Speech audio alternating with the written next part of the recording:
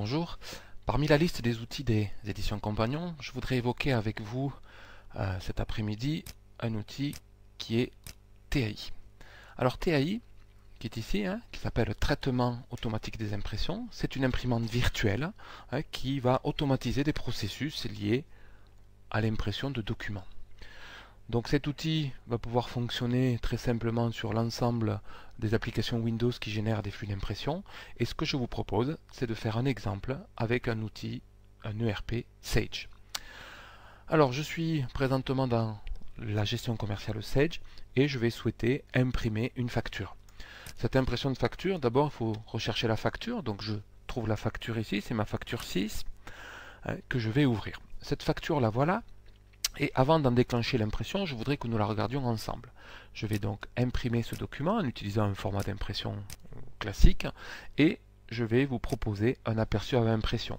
Voir un petit peu ce qui se serait produit si ce flux d'impression avait été imprimé vers une imprimante HP, Canon, Konica ou autre. Donc là, l'idée c'est d'avoir le résultat papier de l'impression. Voilà la facture, voilà la première page de la facture qui est ici. Nous avons ensuite une deuxième page qui est une lettre traite, qui cette lettre traite, ma foi, prend du sens, parce que le mode de règlement de la facture en question, eh bien, elle sert acceptée. Et elle est bien sur 2 pages.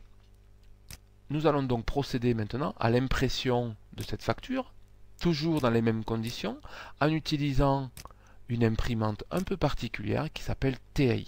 Donc cette imprimante TAI, pour un opérateur, vous l'avez bien compris, c'est une imprimante qui vient compléter la liste des imprimantes déjà existantes sur le réseau. Pas de contrainte particulière pour un opérateur. Je décoche l'aperçu à impression et je lance. Que va-t-il se passer à partir du moment où j'ai cliqué sur l'impression? Alors regardez ce qui se passe sur un email s'ouvre. Sur la partie droite, vous avez certainement pu remarquer le pop-up qui nous a informé de ce que le document avait été traité. Et on se retrouve avec un email d'ores et déjà rempli, d'accord, avec un destinataire, avec un certain nombre de fichiers PDF joints dans l'email. On va trouver ici un corps d'email, ma foi, qui reprend des éléments de la facture et qui est en lien concret avec la facture que nous étions en train de traiter. Nous allons donc regarder, si vous voulez bien, cette facture. Cette facture 6, qui, je vous le rappelle, au départ de Sage, faisait 2 pages. Nous voilà donc maintenant avec une facture qui est sur la page, qui est sur la première page. On trouve la lettre traite.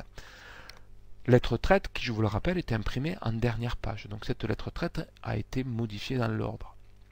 Je vais passer à la page suivante qui reprend la page 1 de ma facture, à laquelle on est venu ajouter un tampon au rodateur et un code barre.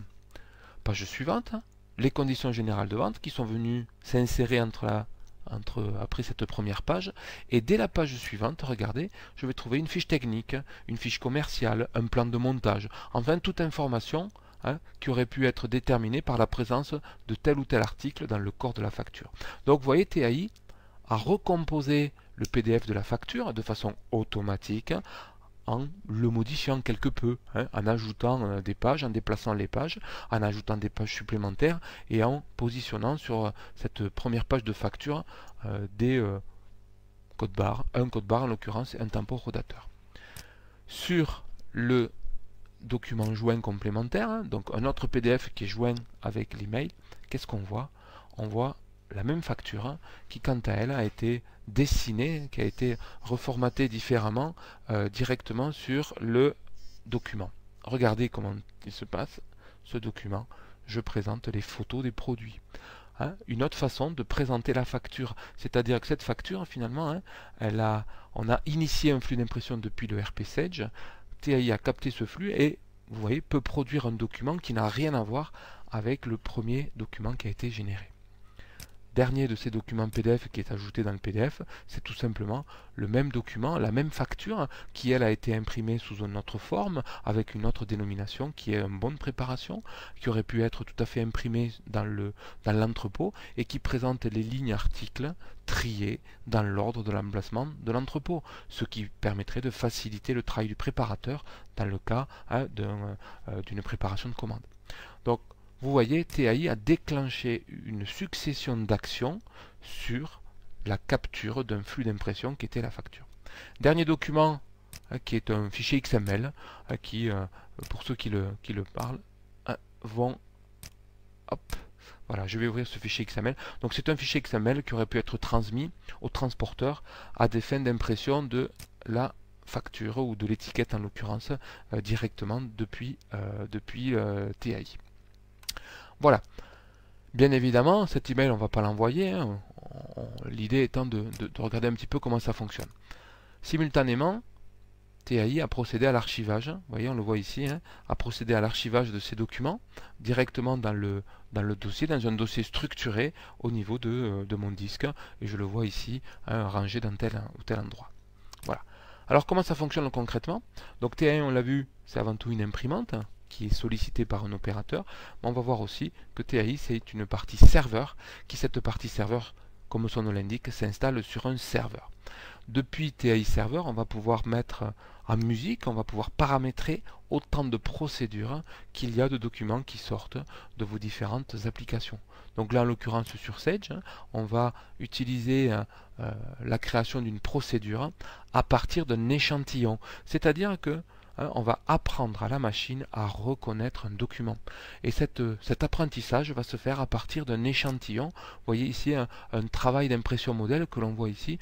Donc c'est une technique pour transformer un flux d'impression en travail d'impression modèle, un échantillon de la facture. Et en fait, ce qu'on va essayer de déterminer sur cet échantillon, on va zoner des informations qui permettent de dire à tel endroit j'ai telle information, à tel autre j'ai telle autre. Donc là en l'occurrence vous voyez j'ai bien une information qui me dit le numéro de facture il est bien à cet endroit là. Et d'ailleurs si j'avais eu à récupérer sur le document une information qui aurait été le numéro de TVA Intracom, d'accord, numéro de TVA, j'aurais pu tout à fait le faire. Et le numéro de TVA Intracom, je vous le donne en 1000, il est ici, donc j'aurais tracé sur ma souris une information directement sur le document.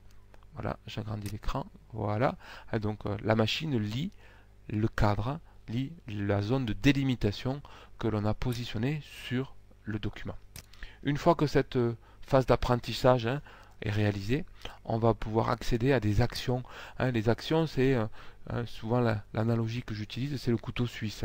C'est-à-dire que TAI est un couteau suisse qui nous propose un certain nombre d'actions, un certain nombre de lames à ce fameux couteau suisse. Donc vous voyez comme générer du PDF, envoyer des emails, envoyer un fax, envoyer un SMS, exécuter une instruction SQL. Update, delete, insert into. Je peux imprimer physiquement. Ah oui, ça peut être pratique d'imprimer. Je peux générer du fichier texte. On a évoqué tout à l'heure le fichier XML, mais typiquement, on est passé par ce moyen-là pour générer un fichier texte. Gérer un fichier, supprimer, déplacer un fichier. Maileva, c'est un connecteur que nous avons réalisé qui permet de communiquer directement avec cette filiale de la Poste dont la vocation première est de rematérialiser des flux d'impression. C'est-à-dire que l'impression des factures, on va le confier à Maileva et c'est eux qui vont imprimer, mettre sous pli, affranchir et remettre au facteur pour générer des économies, bien évidemment. On sait fusionner des documents PDF, on sait communiquer avec un serveur FTP, d'accord, aussi bien en upload qu'en download. On sait générer des documents avec un outil qui s'appelle Crystal Report. Vous vous rappelez le document facture avec les images des articles, mais typiquement ça a été fait avec Crystal Report. Crystal Report est un générateur d'état.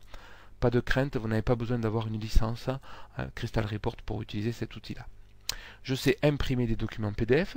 Ma foi, c'est pratique, oui, parce que j'ai ajouté des conditions générales de vente, j'ai ajouté des fiches techniques. Ça peut être intéressant de l'imprimer physiquement dans l'entrepôt ou au service ADV. Donc là encore, on peut utiliser cette action-là. Logidoc, l'équivalent de Maileva. Et enfin, code.net, c'est la capacité pour votre prestataire de pouvoir utiliser du code, d'un programme pour réaliser un connecteur qui n'existerait pas.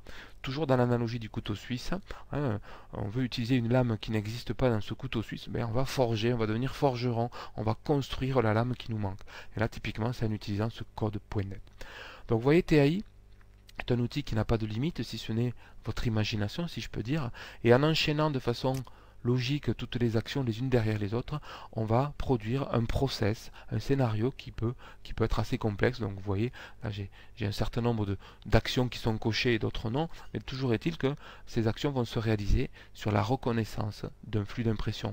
Donc imaginez ce que vous pouvez faire avec cet outil pour gérer les devis, pour gérer les bonnes commandes, pour gérer les factures et les autres documents que vous produisez, je sais pas, les bonnes préparations, les bonnes fabrications de votre ERP de production. Donc TAI va fonctionner sur l'ensemble des flux d'impression gérés par une application Windows. Voilà ce qu'était TAI. Bien évidemment, nous restons à votre disposition si vous avez des questions.